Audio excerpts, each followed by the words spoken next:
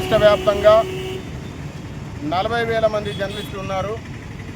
40,000 మంది జర్నలిస్టులలో అక్రిడేషన్ కార్డులు 24,000 మందికే ఇచ్చారు. మిగిలినటువంటి 16,000 మంది జర్నలిస్టులను ప్రభుత్వం విస్మరిస్తోంది. వారందరినీ దృష్టిలో పెట్టుకొని వెంటనే నూతన అక్రిడేషన్ కార్డులు జారీ చేసే ప్రక్రియ చేపట్టాలి. ప్రాముఖ్యంగా సూర్యాపేట పేరు వింటే మరి భారతదేశం అంతా కూడా సూర్యాపేట అంటే ఏంటో తెలుసు. ఒక చరిత్ర కలిగినటువంటి సూర్యాపేట, మరి చరిత్ర కలిగినటువంటి సూర్యాపేట ఉద్యమాల కిల్లా, ఉద్యమాల గడ్డగా పేరు పొందినటువంటి ఈ సూర్యాపేటలో మరి ఫోర్త్ ఎస్టేట్గా కొనసాగుతున్నటువంటి జర్నలిస్టులకు నిలువ నీడ లేక, జర్నలిస్టు భవనం లేక, సొంత భవనం లేక ఇవాళ జర్నలిస్టులు మరి చెట్టుకొకలు పుట్టకొకలు ప్రైవేటు భవనాల కింద మరి విశ్రాంతి తీసుకోవాల్సినటువంటి పరిస్థితి దాపురించింది.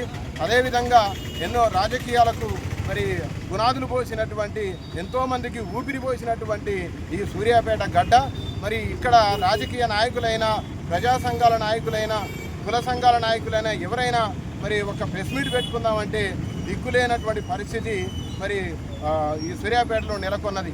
ఈరోజు తెలంగాణ స్టేట్ జర్నలిస్ట్ అసోసియేషన్ తరఫున అదేవిధంగా అన్ని యూనియన్ల మద్దతుతో కూడగట్టుకొని ఈరోజు మేము ప్రభుత్వాన్ని డిమాండ్ చేస్తూ ఉన్నాం. సూర్యాపేట జిల్లా కేంద్రంలో మాకు జర్నలిస్టులకు సొంత భవనం నిర్మించాలని చెప్పేసి కూడా ఈరోజు ప్రధానంగా మరి శాంతియుత పాదయాత్ర చేపడుతూ ఉన్నాం. మరి ప్రజెంట్ కాంగ్రెస్ ప్రభుత్వం వెంటనే స్పందించి సూర్యాపేట జిల్లా కేంద్రంలో ప్రెస్ క్లబ్ భవనం నిర్మించాలి. అదేవిధంగా జర్నలిస్టుల మీద దాడులు జరుగుతూ ఉన్నాయి.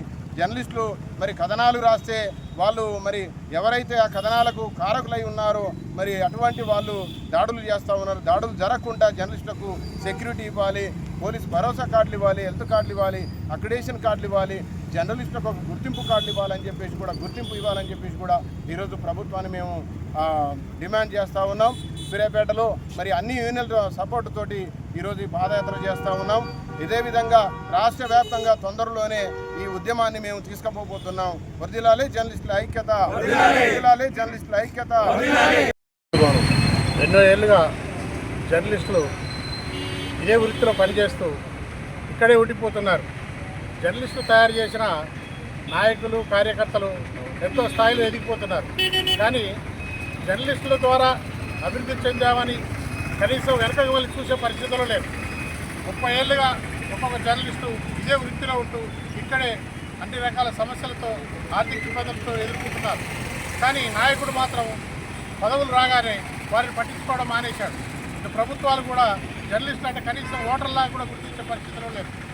జర్నలిస్టుల కనీస సమస్యలు, పిల్లల చదువులు, కనీసం అక్రిడేషన్ కార్డులు, వాళ్ళకు ఇళ్ల పట్టాలు, హెల్త్ కార్డులు అలాంటివి కూడా ఇచ్చే సమయంలో ఎన్నో కొర్రీలు పెడుతూ ఇబ్బందులు గుర్తు చేస్తున్నారు. అదేవిధంగా ఎన్ని ప్రభుత్వాలు మారినా జర్నలిస్టుల సమస్యల విషయంలో నిర్లక్ష్యం వహిస్తున్నారనేది స్పష్టంగా కనపడుతుంది. ఒక్కొక్క ప్రభుత్వం జర్నలిస్టుకు ప్రతి సంవత్సరం అక్రిడేషన్ ఇవ్వాల్సింది 3 ఏళ్ళు 4 ఏళ్ళు కూడా ఇవ్వకుండా రెన్యువల్ చేస్తూ ఆపేస్తున్నారు. హెల్త్ కార్డుల విషయంలో కూడా నిర్లక్ష్యం చేస్తున్నారు. అదేవిధంగా ఇంత పెద్ద సూర్యాపేట పట్టణంలో కనీసం జర్నలిస్టులకు ఒక భవనం లేదు. ప్రెస్ క్లబ్ పేరుతో ఎక్కడ రోడ్ల మీద ప్రెస్ మీట్లు, తర్వాత నాయకుల సమావేశాలు అట్లాంటివి నిర్వహించాల్సిన పరిస్థితి ఏర్పడింది. జర్నలిస్టులంతా ఐక్యంగా ఉండి ఈ ఉద్యమాన్ని ముందుకు తీసుకుపోవాలని అందరూ అనుకుంటున్నాం. దానికి అధికారులు స్పందించి వెంటనే ప్రెస్ క్లబ్ నిర్మాణానికి ముందుకు రావాలని, తర్వాత ప్రతి ఒక్క జర్నలిస్టుకు ఇల్లు లేని జర్నలిస్టులందరికీ ఇళ్ల పట్టాలు ఇచ్చి ఇందిరమ్మ ఇళ్ళ ద్వారా ఇల్లు నిర్మించాలి. తర్వాత హెల్త్ కార్డులు, ఇప్పటికే జర్నలిస్టులకు ఉన్న సమస్యలతోటి ఎంతో మందికి షుగరు, బీపీలు, రకరకాల జబ్బులతో అనేక ఇబ్బందులు ఎదుర్కొంటారు. వారు కనీసం హాస్పిటల్కి వెళ్తే పట్టించుకునే పరిస్థితులు లేవు. వారి కోసం ప్రభుత్వం వెంటనే హెల్త్ కార్డులు మంజూరు చేయాలి, అక్రిడేషన్లు వెంటనే ఇవ్వాలి. ప్రతి సంవత్సరం రెన్యువల్ చేయడమే కాకుండా కొత్త కార్డు ఇస్తుండాలి. అదేవిధంగా ఇళ్ల నిర్మాణంలో కూడా శ్రద్ధ వహించాలి. పిల్లలను చదివించాలంటే ఇవాళ జర్నలిస్టులు తయారు చేసిన నాయకుల పిల్లలు విదేశాల్లో చదువుతారు. కనీసం ఇవాళ జర్నలిస్టుల పిల్లలు ప్రైవేట్ స్కూల్లో చదివించే పరిస్థితి లేదు. ప్రభుత్వ పాఠశాలకి పరిమితం అయిపోయారు. ఇలా వారి పిల్లలు కూడా అదో పరిస్థితిలో ఉన్నారు. కాబట్టి జర్నలిస్టుల సమస్యలను వెంటనే పరిష్కరించేందుకు ప్రభుత్వం దిగి రావాలి. లేనట్లయితే ఐక్య జర్నలిస్టులు అన్ని సంఘాల జర్నలిస్టుల ఆధ్వర్యంలో ర్యాలీలు, ఉద్యమాలు నిర్వహిస్తామని ఈ సందర్భంగా హెచ్చరిస్తున్నాం. జర్నలిస్టు వృత్తిలో ఉన్నటువంటి ఎంతోమందికి సొంత స్థలాలు లేక, ఇల్లు లేక అద్దె ఇళ్లలో ఉండి ఎన్నో ఇబ్బందులు పడుతున్నారు. చాలా చిన్న పెద్ద అనేటువంటి తారతమ్యం లేకుండా పత్రికా విలేకరులు అంటే అందరూ సమానమైనటువంటి భావన ప్రభుత్వాల్లో ఉండాలి.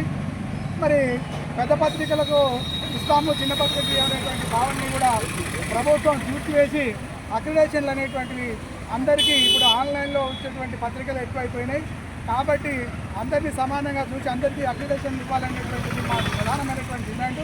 దీనికి తోడు సూర్యాపేట జిల్లాలో హెడ్ క్వార్టర్లో మరి ఏమీ కూడా మరి విలేకరులందరూ కూడా ప్రెస్ క్లబ్ అనేది లేకపోవడం వల్ల టీ స్టాల్ల ముందు లేకపోతే రోడ్ల మీద బండ్లు పెట్టుకొని చెట్ల కింద పుట్టలలో ఉండేటువంటి పరిస్థితి ఉన్నది.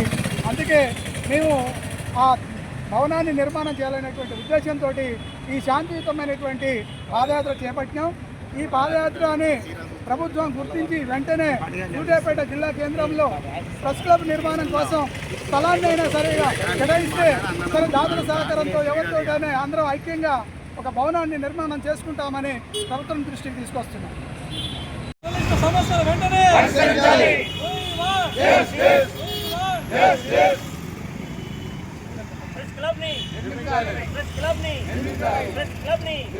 కలెక్టర్ గారు ఆగవు